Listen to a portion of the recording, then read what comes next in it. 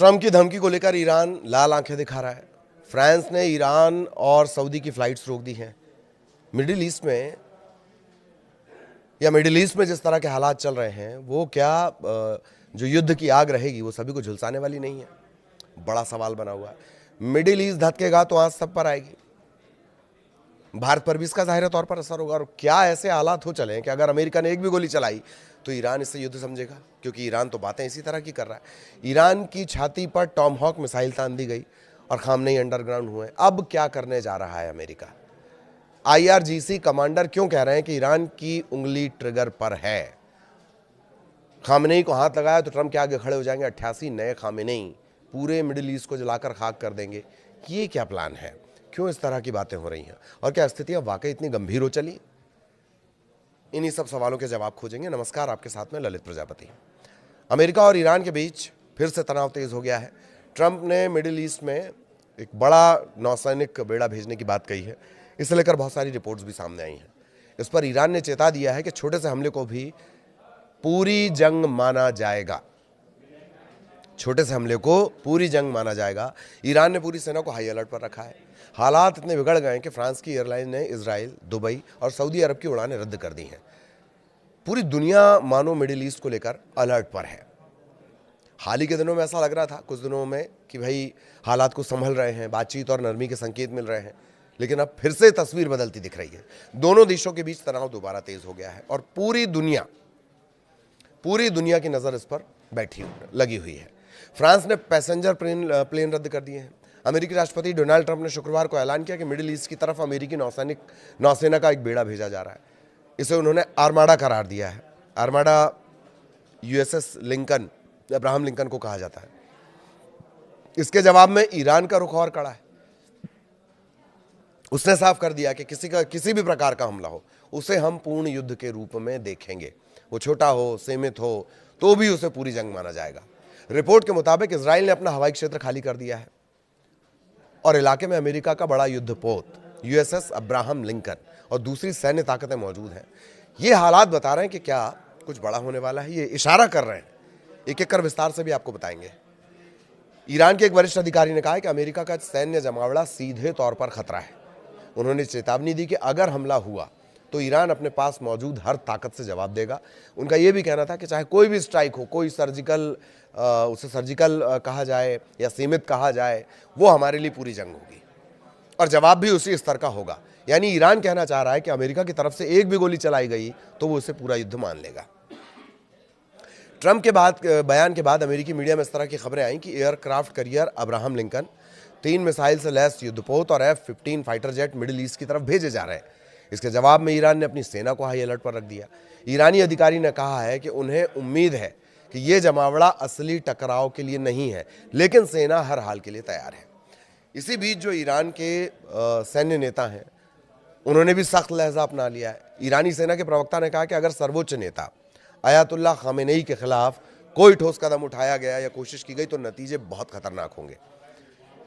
Revolutionary guards के commander ने कहा है कि ईरान की उंगली ट्रिगर पर है।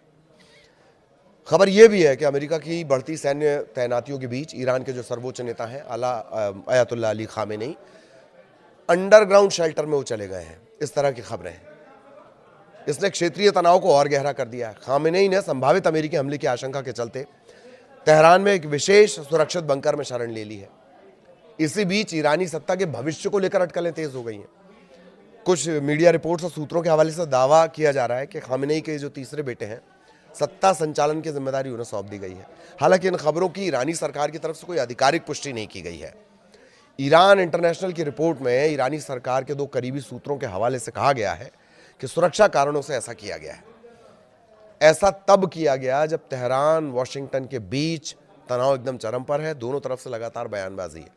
बयानबाजी भी क्या है, बमबाजी है वो बयानों की। अगर अमेरिका की सैन्य तैनाती को थोड़ा विस्तार से देखें तो पश्चिम मीडिया के मुताबिक अमेरिका ने मध्य पूर्व में एक और परमाणु पनडुब्बी तैनात की है जो करीब करीब 150 टॉमहॉक क्रूज मिसाइलों से लैस बताई जा रही है। ये पनडुब्बी अमेरिका नौसैनिक बेड़े में शामिल हुई हैं, जिनकी अगुवाई विमान वाहक पोत अब्राहम लिंकन कर रहा है। इस कैरियर स्ट्राइक ग्रुप में 4 फाइटर स्क्वाड्रन शामिल हैं और ये अरब सागर की तरफ बढ़ रहा है। इसके अलावा लंबी दूरी की जो टॉमहॉक मिसाइलों से लैस अमेरिकी विध्वंसक जहाज है वो भी तैनाती का हिस्सा बताए जा रहे हैं। इन खबरों के सामने आने के तत्काल बाद इस सैन्य गतिविधि पर ईरान ने कड़ा रुख अपनाया था। ईरान के रक्षा मंत्रालय के प्रवक्ता हैं ब्रिगेडियर जनरल रेजा तलैनिक, उन्होंने ये दावा किया कि इजराइल के साथ जून में जो 12 दिन का करीब संघर्ष हुआ था उसके बाद से ईरान की जो मिसाइल क्षमता वो पहले से कहीं अधिक मजबूत हुई है। उन्होंने कहा कि उस संघर्ष से मिले सबक के आधार पर ईरान ने अपनी मिसाइल रक्षा प्रणाली को मजबूत किया है।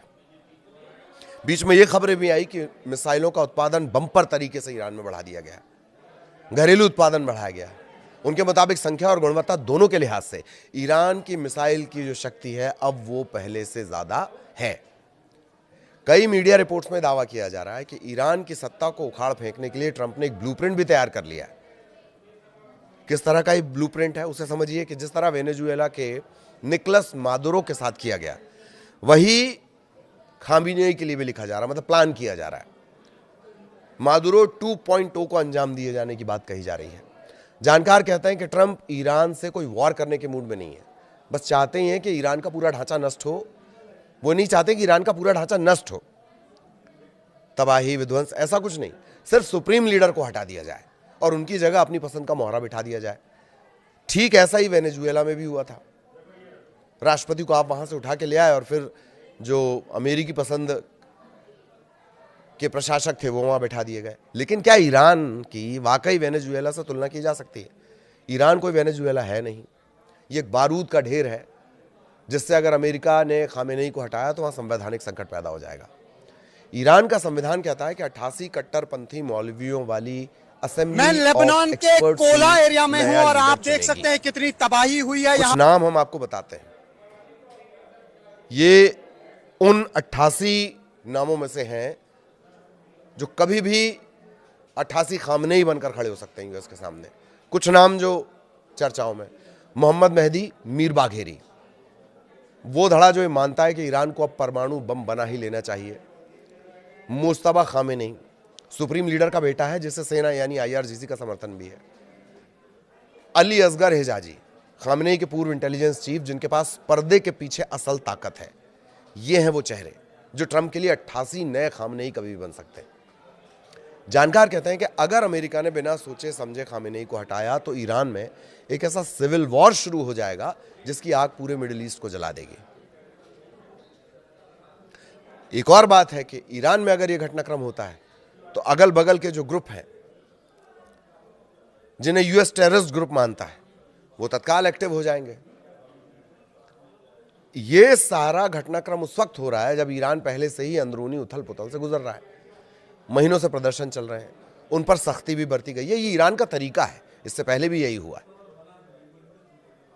और एक और बड़ी बात कि ईरान को वेनेजुएला, जब हम जिक्र कर रहे थे कि वेनेजुएला नहीं समझा जा सकता, 17 साल में कई बार कोशिश हुई है ईरान पर तख्ता पलट, सेना पलट, जो तख्ता पलट है इसकी, लेकिन आईआरजीसी का पावर, विपक्ष के पास किसी चेहरे का ना होना, खामनेई की जबरदस्त पकड़ लोगों के बीच भी, बासिज जो उनका एक ग्रुप है जो आम लोगों के बीच आम तरह से रहता है, ये वो की पॉइंट है जिन्होंने 17 साल में कई बार जो तख्ता पलट की कोशिश हुई उसे नाकाम कर दिया है।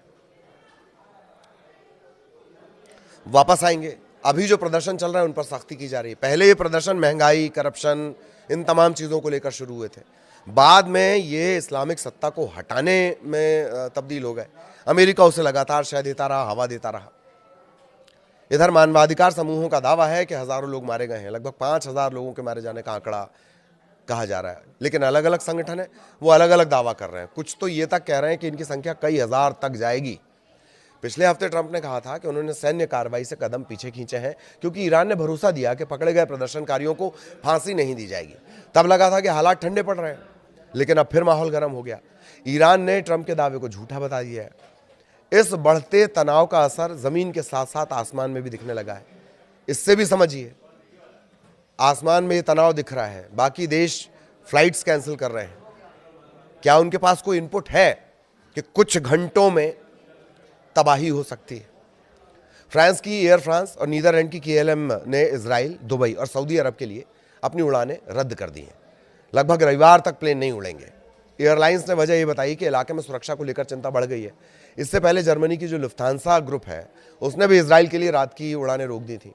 हालांकि इजराइल की सेना ने कहा है कि आम लोगों के लिए कोई चेतावनी जारी नहीं की गई है, हालात पर पूरी नजर है। फिर भी यूरोपीय एयरलाइंस का फैसला ये बताता है कि दुनिया इस टकराव को हल्के में नहीं ले रही है। उससे इतर जो बयान लगातार आए हैं, चाहे ट्रंप को क्रिमिनल बता देना या ये कहना कि हम जंग जीतने के लिए नहीं मारने के लिए लड़ेंगे, या तेहरान जैसे बड़े शहरों में अपनी मिसाइलों के जरिए शक्ति प्रदर्शन, या ये खबर आना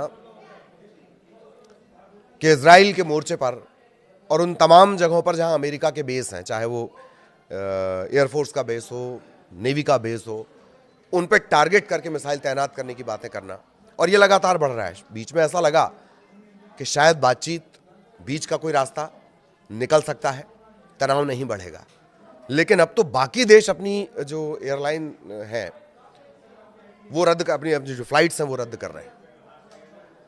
क्या है ये? क्या ये तबाही के पहले की स्थिति है? तो मिडिल ईस्ट में क्या कुछ होने जा रहा है, आगे भी उसका अपडेट हम आप तक पहुंचाएंगे। नमस्कार।